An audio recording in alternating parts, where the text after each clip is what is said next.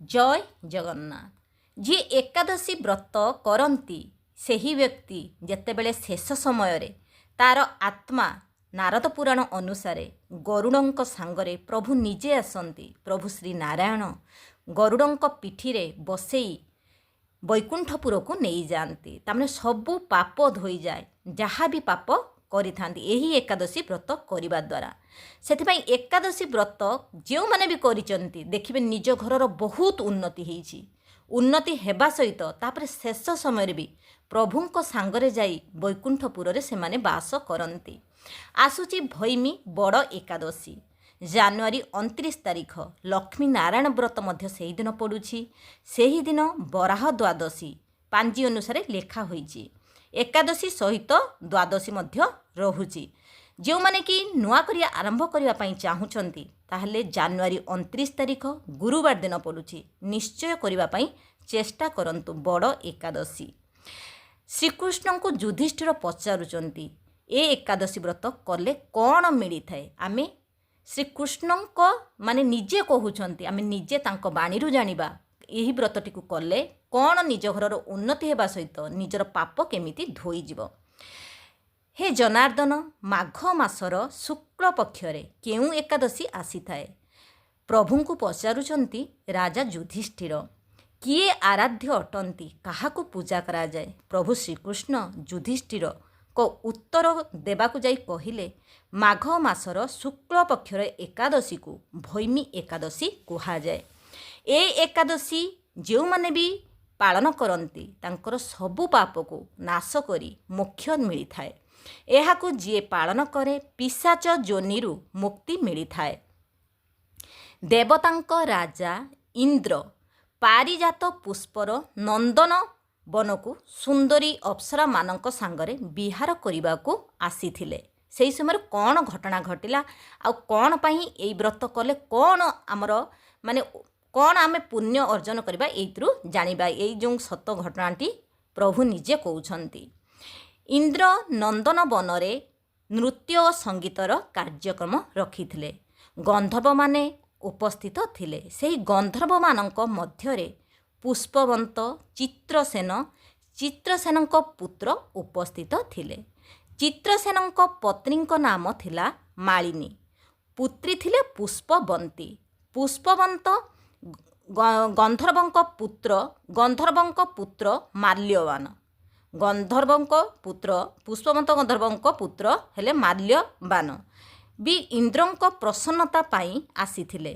ମାଲ୍ୟବାନ ଓ ପୁଷ୍ପବନ୍ତୀ ଦୁଇ ଜଣଙ୍କ ମଧ୍ୟରେ ମାନେ ଦୁଇ ଜଣ ନୃତ୍ୟ କରିବା ପାଇଁ ଆସିଥିଲେ, ସଙ୍ଗୀତ ପରିବେଷଣ କରିବା ପାଇଁ ଆସିଥିଲେ, କିନ୍ତୁ ଦୁଇ ଜଣଙ୍କ ମଧ୍ୟରେ ଦୁଇ ଜଣ ଯାକ ନିଜକୁ ଆକୃଷ୍ଟ କରିବାକୁ ଲାଗିଲେ।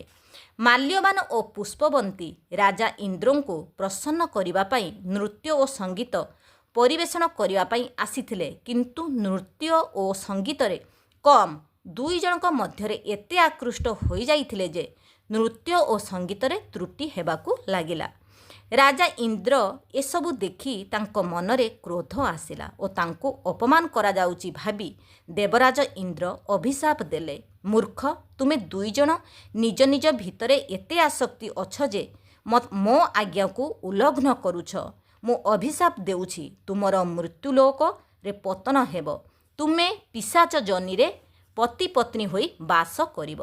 ଦୁଇ ଜଣ ଯାକ ରାଜା ଇନ୍ଦ୍ରଙ୍କୁ କଥା ଶୁଣି କ୍ଷମା ପ୍ରାର୍ଥନା ମାଗିଲେ, କିନ୍ତୁ କିଛି ଫଳ ମିଳିଲା ନାହିଁ।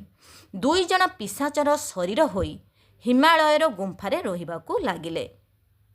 ପିଶାଚ ମାଲ୍ୟବାନ ପୁଷ୍ପବନ୍ତୀଙ୍କୁ କହିଲେ, ନର୍କର ଯନ୍ତ୍ରଣା ଆମକୁ ବହୁତ କଷ୍ଟ ଦେଉଛି।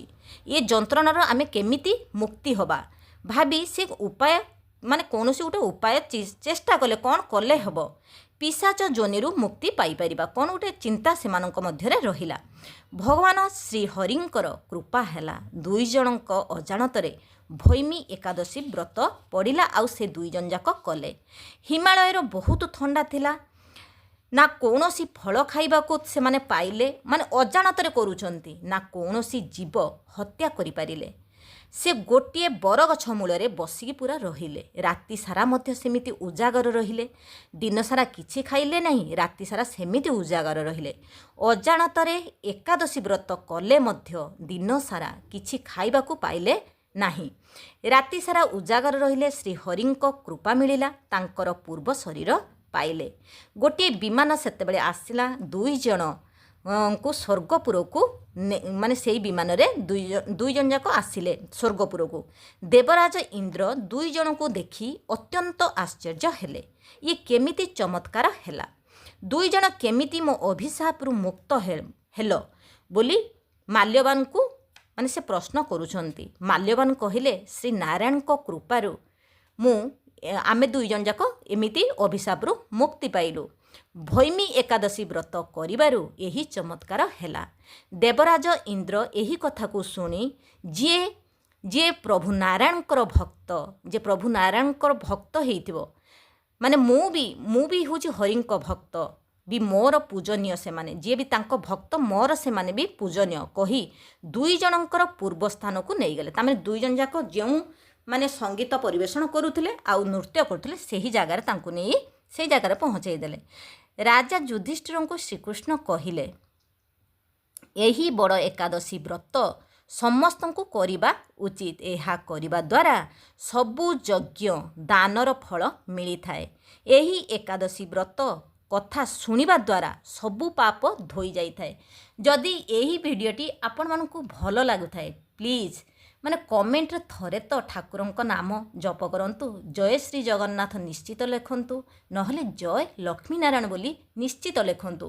କାହିଁକିନା ମୁଁ କହିବା ଦ୍ୱାରା ବି ଆପଣମାନେ ଶୁଣୁଛନ୍ତି, ମୋ ପାଟିରୁ ଯାହା ହେଲେ ବି ଭଗବାନଙ୍କ ନାମ ବାହାରୁଛି। ଆଉ ଆପଣ ବି ଯେଉଁ କାନରେ ଶୁଣୁଛନ୍ତି, ସେ କାନରେ ଶୁଣିକି ଆପଣଙ୍କ ଆତ୍ମା ବି ଯାହା ହେଲେ ବି ମାନେ ନିର୍ମଳ ହେଉଛି। ସେଥିପାଇଁ ପ୍ରଭୁଙ୍କ ନାମ ଲେଖିବା ଦ୍ୱାରା ବି ବହୁତ ଉନ୍ନତି ହେଇଥାଏ। ନିଜେ ପରୀକ୍ଷା କରିକି ସବୁ ଜିନିଷ ଦେଖନ୍ତୁ। ଯେଉଁମାନେ ବି ଏକାଦଶୀ ବ୍ରତ କରନ୍ତି, ଦଶମୀ ଠାରୁ ଦ୍ୱାଦଶୀ ପର୍ଯ୍ୟନ୍ତ ପୁରା ମାନିକି ରହିଥାନ୍ତି। ଦଶମୀ ଦିନ ବ୍ରହ୍ମ ମୁହୂର୍ତ୍ତରୁ ଉଠି ଶଯ୍ୟା ତ୍ୟାଗ କରି ପ୍ରଥମେ ନିଜେ ଗଙ୍ଗା ଜଳରେ ସ୍ନାନ କରି ପ୍ରଥମେ ସୂର୍ଯ୍ୟନାରାୟଣଙ୍କୁ ଅର୍ଘ୍ୟ ଦେଇ ସାରିଲା ପରେ, ମା ବୃନ୍ଦାବତୀଙ୍କୁ ପୂଜା କରିସାରିଲା ପରେ ନିଜ ଘରେ ଠାକୁରଙ୍କ ନାମ ଜପ, ଠାକୁରଙ୍କୁ ସ୍ନାନ କରନ୍ତୁ। କିଛି ଯଦି ନ ମିଳୁଛି ସ୍ନାନ କରିବା ପାଇଁ, ପଞ୍ଚାମୃତ ନ ପାଉଛନ୍ତି, କଞ୍ଚା କ୍ଷୀର ପାଇବେ, କଞ୍ଚା କ୍ଷୀରରେ ସ୍ନାନ କରାଇପାରିବେ। କଞ୍ଚା କ୍ଷୀର ବି ଯଦି ନ ମିଳୁଛି, ତାହେଲେ ଗୋଲାପ ଜଳ, ଅଗୁରୁ, ଚନ୍ଦନ, କର୍ପୂର ପକାଇକି ଭଗବାନଙ୍କୁ ସ୍ନାନ କରନ୍ତୁ। ଭଗବାନଙ୍କ ମୂର୍ତ୍ତି ଯଦି ରଖିଛନ୍ତି ସ୍ନାନ କରିବେ, ନହେଲେ ଫଟୋ ବି ପୋଛି ଦେବେ। ପୋଛି ଦେଇ ସାରିକି ଭଗବାନଙ୍କୁ ମାନେ ଭଲସେ ସଜେଇ ଦେବା। ଭଗବାନଙ୍କର ମାନେ ଲୁଗା ଯେଉଁ ହଳଦିଆ ବସ୍ତ୍ର ହେଉ କି, ଯଦି ଲକ୍ଷ୍ମୀନାରାୟଣଙ୍କ ଫଟୋ ରଖିକି ପୂଜା କରୁଛନ୍ତି, ମୂର୍ତ୍ତି ରଖିକି, ତାହେଲେ ନିଶ୍ଚିତ ହଳଦିଆ ହେଉଛି ଭଗବାନଙ୍କର ଅତି ପ୍ରିୟ, ମାଆଙ୍କର ଧଳା ଲୁଗା, ଧଳାର ନାଲି ପାହାଡ଼ି, ଯେଉଁ ଲୁଗା ବି ଆଣିକି ଭଗବାନଙ୍କୁ ମାନେ ସ୍ନାନ ପରେ ନିଶ୍ଚିତ ନୂଆ ଲୁଗା ଗୋଟେ ପିନ୍ଧାନ୍ତୁ। କାହିଁକିନା ଯେଉଁମାନେ ବି ନୂଆ କରିକି କରୁଥିବେ, ଯେଉଁମାନେ ବି ବଡ଼ ଏକାଦଶୀ ଖାଲି କରନ୍ତି, ସବୁ ଏକାଦଶୀ ବହୁତ ଲୋକ କରିପାରନ୍ତି ନାହିଁ, କିନ୍ତୁ ସବୁ ଏକାଦଶୀ ବ୍ରତ କଲେ ବି 15 ଦିନରେ ଏମିତି ବି ଡକ୍ଟର କହୁଛନ୍ତି ଗୋଟିଏ ଦିନ ଉପାସ ରହିବା ପାଇଁ। ଯଦି ଆମେ ରହୁଛନ୍ତି, ଯେଉଁମାନେ ଖାଲି ଉପବାସ ନ କରିପାରୁଛନ୍ତି, ତାହେଲେ ଫଳ ଖାଆନ୍ତୁ। ଭଗବାନଙ୍କ ପାଖରେ ସେଇ ଫଳ ଲଗାନ୍ତୁ, ସେଇ ଫଳକୁ ଗୋଟିଏ ଓଳି ଏକାଦଶୀରେ ଖାଆନ୍ତୁ।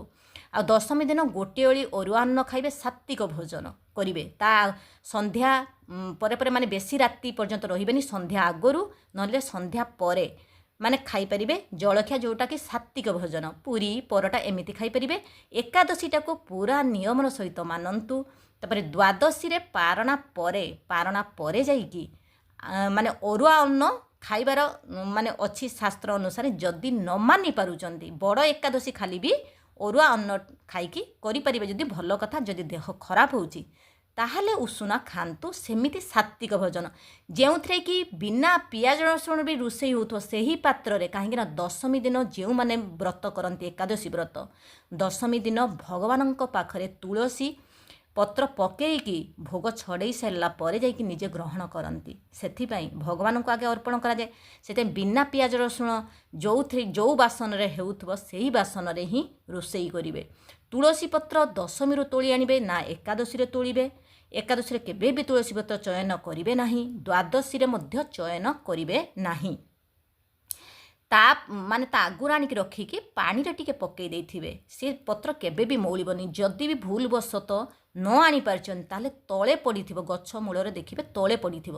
ସେହି ପତ୍ରକୁ ନେଇକି ପୂଜା କରିବେ, ଭଗବାନଙ୍କ ମାନେ ମସ୍ତକରେ ଲଗେଇବେ ଆଉ ତାଙ୍କ ଭୋଗରେ ବି ଲଗେଇବେ ତୁଳସୀ ପତ୍ର। ତୁଳସୀ ପତ୍ର ବାସି ହୁଏ ନାହିଁ ତା ଆଗରୁ, ସେଥିପାଇଁ ଦଶମୀରୁ ଆଣିକି ରଖିକି ପୂଜା କରିବେ। କାହିଁକିନା ମା ବୃନ୍ଦାବତୀ ବି ଏକାଦଶୀ ବ୍ରତ କରିଥାନ୍ତି। ତାଙ୍କୁ ଆମେ ପତ୍ର ଚୟନ କରିବା ଦ୍ୱାରା ତାଙ୍କୁ କ'ଣ ବାଧାବିଘ୍ନ ହେବନି।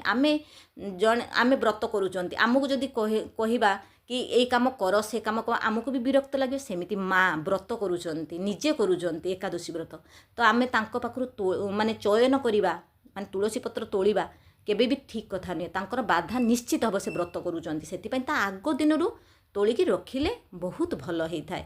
ଦ୍ୱାଦଶୀ ଦିନ କେବେ ବି ଭୁଲରେ ପତ୍ର ତୋଳିବେ ନାହିଁ, କାହିଁକିନା ବ୍ରହ୍ମ ହତ୍ୟାର ଦୋଷ ଲାଗିଥାଏ ଯଦି ଦ୍ୱାଦଶୀ ଦିନ ପତ୍ର ତୋଳୁଛନ୍ତି। ଏଭଳି ଭୁଲ କରିବେ ନାହିଁ।